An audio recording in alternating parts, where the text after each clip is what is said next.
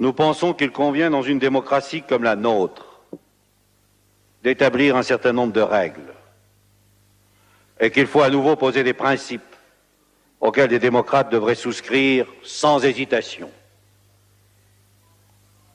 Réaffirmer la nécessité du pluralisme dans la presse. En ce mois de novembre 1983, le Premier ministre Pierre Mauroy, à la tribune de l'Assemblée nationale, défend un projet de loi pour la liberté de la presse. Le candidat François Mitterrand l'avait promis. La gauche au pouvoir a l'ambition de donner aux médias français leur indépendance et de garantir leur pluralisme. De ces organes dirigeants, limiter pour ce faire la concentration et se donner les moyens de contrôler efficacement ces dispositions. L'ennemi est alors désigné, la concentration et les puissances d'argent. Nous n'avons pas peur de la puissance de la presse, mais nous ne tolérerons pas la puissance de l'argent, M. Gaudin.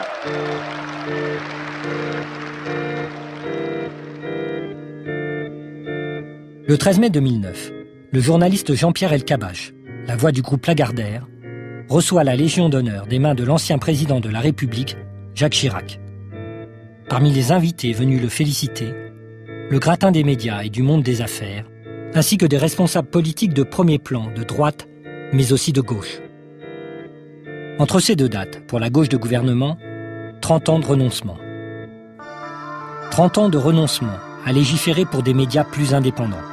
30 ans d'augmentation des seuils de concentration. 30 ans de soutien à l'appropriation par de grands groupes industriels et financiers d'une bonne partie de la presse écrite, des radios et des télévisions. 30 ans de renoncement à un service public de l'information indépendant et de qualité. 30 ans de renoncement à se saisir du problème des médias et à en faire une question politique essentielle. Alors, faudra-t-il encore attendre 30 années supplémentaires pour faire de l'appropriation réellement démocratique des médias une étape indispensable de la transformation économique et sociale?